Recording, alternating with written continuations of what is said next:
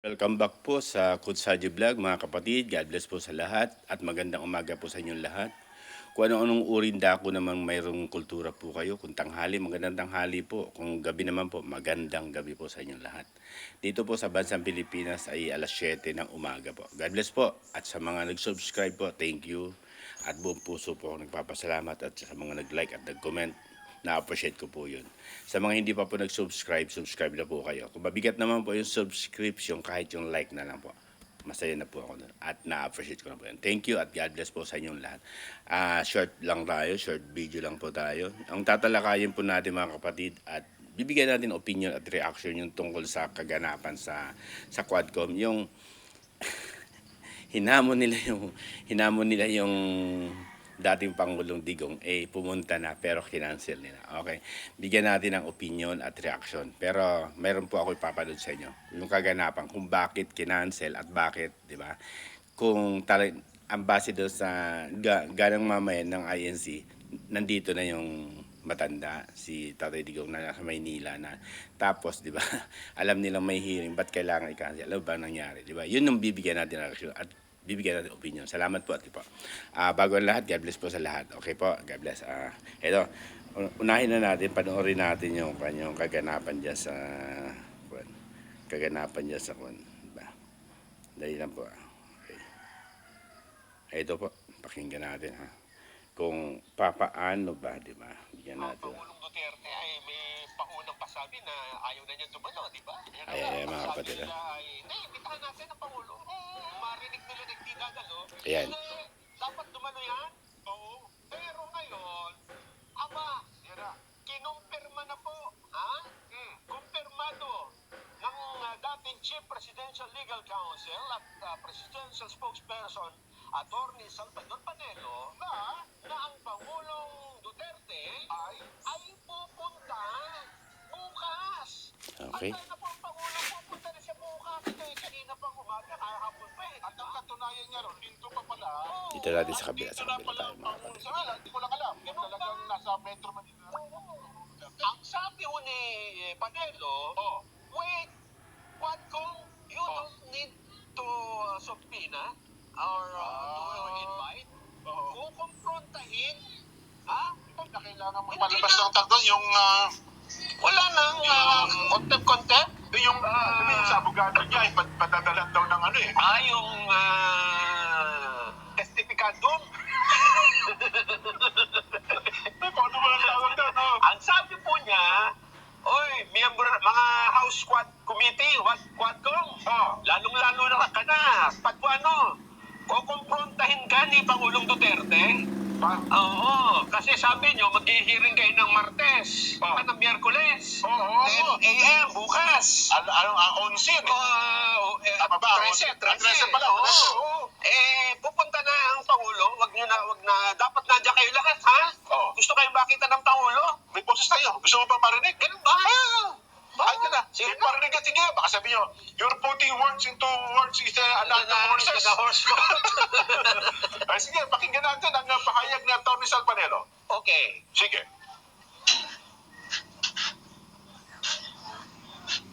The day after tomorrow, ang dating Presidente Rodrigo Roa Duterte ay dadalo dyan sa Quad Committee hearing. Kaugnay dyan sa mga extrajudicial killing na yan. Kaya yung mga may lakad sa inyo, cancelin nyo muna para mapanood nyo live. At sigurado maraming I can imagine kung anong mangyayari doon. Titingnan natin yung mga tapang nitong mga kongresistang ito. Makakaharap na nila, yung hinahamon nila. Hindi sila uulong ganito. Alam niyo ba yan may kwento ko sa inyo ha? Basta atin mo siya at yung mga... Ayun. Ang malinaw na pahayag. Alam nyo, may kwento ako eh. Dati siya. Hindi na ito rin kwento di ba? At ang problema, mayroon tayong latest bago mananghali, Nelson. Nung marinig itong konfirmasyon kasi, Konfirmasyon. ito pa kahapon pa kinumpirma to eh, di ba? Kahapon ba ba yan? Bala Kasi may balita natin kanina umaga eh. Day after. Tama. Ibig sabihin, Oh. alam na nila na may pagdinig ng Miyerkules bukas. Okay. Kasi, so aonsi pa lang, sinabi na okay, cool, pupunta kami dyan. Anong bago? Ang bago, yan, nasa hawak mo. Ito, Nasa dyan. inanunsyo ng Kamara Okay. na ang nakatakdang pagdinig ng Quad Committee sa Nobyembre 13 bukas Bukas ay inilipat sa Nobyembre 21. Ay, Kinancel. so isang linggo ang... Courtesy sa makalipas. Sunday 25 ito, sa video na to. bakit? Paggamit lang po, mga kapatid. Dahil dadalo ang dating Pangulo, ito ang kanilang justification. Nagdesisyong ilipat ang petsa ng pagdinig upang bigyang daan ang mas maayos na paghahanda. Aba, ibig sabihin Paghahanda? hindi Matagal sila na kayo nakahanda. pagka ang Pangulong Duterte na ang nandyan. Gusto ba marinig? Dami nyo ng hearing, maghahanda pa kayo? Kaya baka naman, sabi nga nila ay, you're putting the horse in the horse. Sabi ng lola ko, pakinggan yan, impertinente. Pakinggan natin. Sige nga po. Ano sabi ng horse? Hindi, Barbers to, may sabi. Ay, Barbers, hindi okay. horse. Okay. Congressman Barbers, ano po masasabi ninyo? Wala pa ba? Hindi, meron. Ang sabi ni Barbers, Sabi ni Natalie Pichi, mayroon kasi silang press con kanina. oo, Sige. Ang nalang nilalaman ng liham. ang lipat ho ng petsa ay upang matiyak ng lahat ng mga kinakailang dokumento at ebidensya ay maipapasa at maihahanda ng maayos. Marami umanong nais maging witness sa pagdinig, kaya dapat munang masiguro kung sino sa kanila ang may kredibilidad na humarap sa pagdinig. Akala ko ba gitil na gitil kayo kayo sa dati Kaya Pangulo? nga, Para diba? bagang lahat kayo ng witnesses, baliwala kayo. Priority Yan ang nga. dating Pangulong Rodrigo Eh Duterte. bakit hindi nyo muna unahin ang dating Pangulo, di ba? Ngayon, ang Total, available siya bukas. yun na nga. Sabihin nyo, yung ibang witness, huwag muna kayong dumalo sapagkat ang pagdinig ay nakatutok lamang at nakatuon sa dating Pangulong Rodrigo Duterte. Di ba? Habang kayo naghahanda ng inyong mga sasabihin at ano pa man, kasi narinig ko kahapon, di ba, nung pinarinig din natin, si Congressman Stephen Paduano, handang-handa na eh. Yan nga. Ready na sa kanyang mga itatanong sa dating Pangulong Rodrigo Duterte, Nelson. Eh, ang katunayan, sabi pa nga niya, hindi. Kung yung abogado lang ang dadalo, hindi pwede. Dapat si Duterte mismo. Yun, naglulukuhan lang ba tayo dito? Ayun nga eh. Ngayon, ito kayo natanong niyo, kasabi ng Pangulong Duterte, naglulukuhan lang ba tayo dito? Ayun. Paano ganyan? Alam mo bang hamon ni Pangulong Duterte? Sabi na, ha? Kung itatanungin niyo ako, ang gusto ko, 10 araw, marathon hearings, sunod-sunod. Yan, mga kapatid, ha? Magkasama. Maliwanag yan, ha? Ang tindi naman talaga naman. Parang nung pinapalis sa Senado, Sir, Mr. President, tapos na po. Ano? Yan, di ba, mga kapatid? Ang liwanag naman, di ba, mga kapatid? Liwanag nung hamon. Ang liwanag nung kanyang layunin, ang dadalo siya. No? Maliwanag po yun. Pero bakit kinancel? Natakot ba kayo? Naduwag? Ang liwanag niyan. Nakarating na po kasi dito si Tatay Digong sa Maynila. Nalaman nila. At ang matindi yung mga kapatid, hindi daw sila nakahanda. Ano ba mga ilang beses na po kayo nag-hearing? Siguro mga 10 ulit na kayo nag-hearing regarding dyan sa usapin na yan, sa AJK o sa ganyan.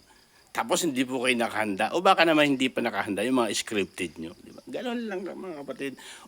At ang sabi nga ng dating Pangulo, gusto niya yung tuloy-tuloy hanggang 10 araw. Di ba? Ganyan.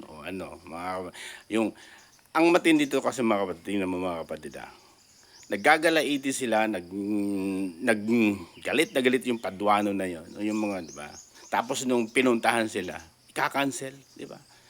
Ililipat na 1 linggo halos, di ba? Yung matanda, bumiyahe pa yan na galing ng Davao, di ba? Tapos napansin nyo doon yung naka-economy pa nga yung kanyang, base doon sa napanood natin, nag-aabang pa raw ng mas mura Napansin niyo mga kapatid, nag-aabang sila, nag-aabang pa yung matanda ng mas mura, yung parang may promo ata yun sa eroplano, kaya nakaka-economy nga lang eh. Tapos ika-cancel nyo, di ba? O, anong kanyo dun? Kaya nga kayo pinuntahan na, kaya na nga ginan, para magkaroon ng paglilinaw na. Tapos ngayon, ika-cancel nyo. Ano, naduwag ba kayo? Naduwag ba kayo? Ganun katindi, di ba? Kung talaga may magandang layunin kayo at maganda yung kanyo na para makagawa ng batas at harapin yung dating Pangulo, bakit ika-cancel nyo?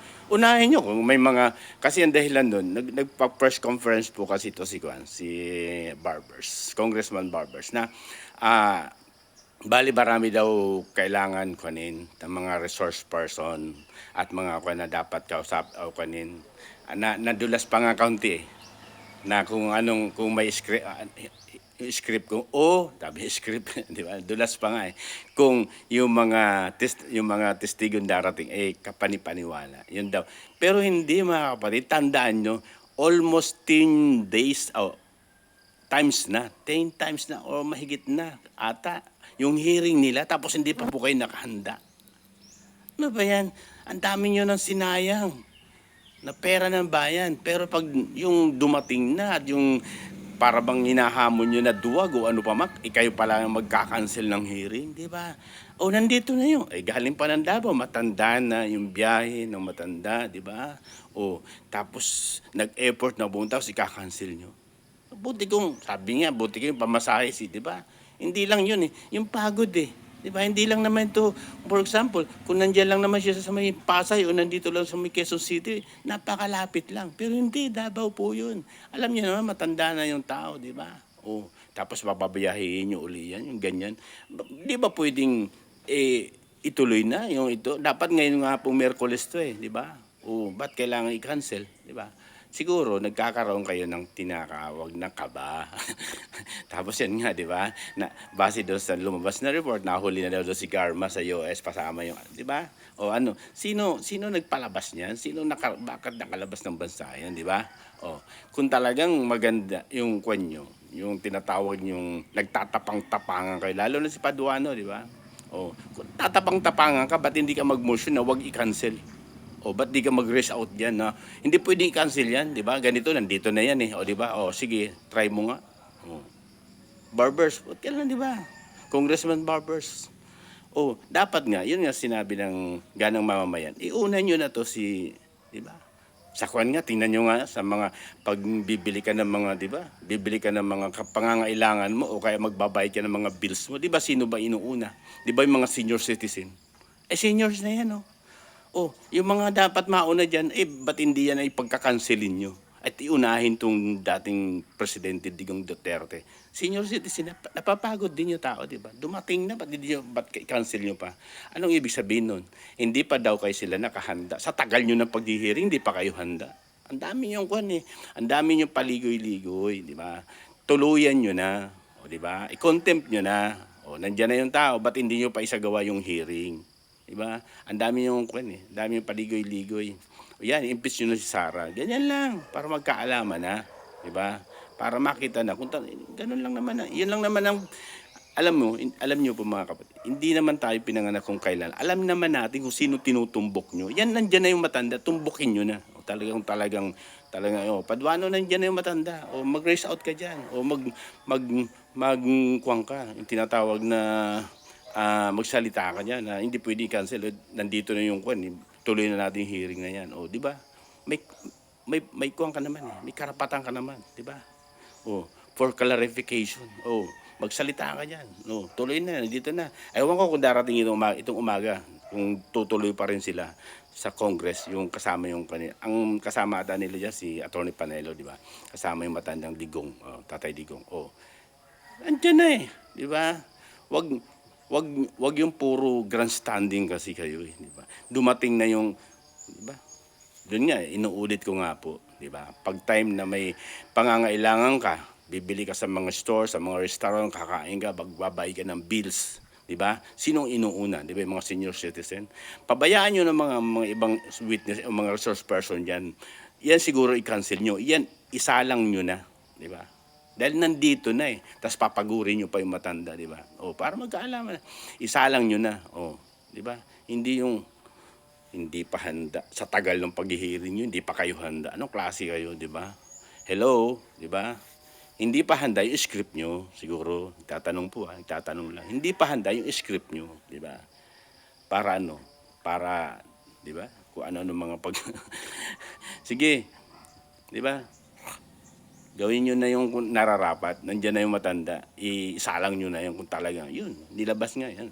Napanood natin. Courtesy nga po pala sa Net25, doon sa video na yun. Paggamit lang mga kapatid. Yun, mga ganun lang. Ano, sabi nga ng Attorney Panelo, hindi sila uurungan nito. Di ba? Akala siguro nila uurungan sila ng matanda. Hindi sila uurungan. Palaban to. O di ba? O nasaan kayo? Talagang palabang kayo. O, harapin nyo. Di ba? I-cancel nyo uli o isalang nyo na yung matanda yan ngayong umaga o yung mamaya kung nandyan ba siya o kung pupunta siya o ba't hindi nyo isalang para magkaalaman na dyan, magkasagot. Imagine mo gustong-gusto nga 10 sunod-sunod daw. Tingnan mo yan, hinahamon na nga kayo, 10 sunod-sunod na hearing. Gusto niya para tuloy-tuloy, walang puknat. O yan, matindi. O saan kayo? Magaling lang puro lang kayo pag-grandstanding dyan sa Quadcom na yan, di ba? O yan, nandyan na yung matanda, ba't hindi nyo salang? Salang nyo na, di ba? Ganyan lang mga kapatid. Sana nabigyan natin ng opinion at salamat doon sa video na nagmula sa Net25. Sa ganang mamamayan, courtesy po. Salamat po at God bless. Basta lagi ko sinasabi, pag mali, mali. Pag tama, doon tayo magsama-sama. God bless po.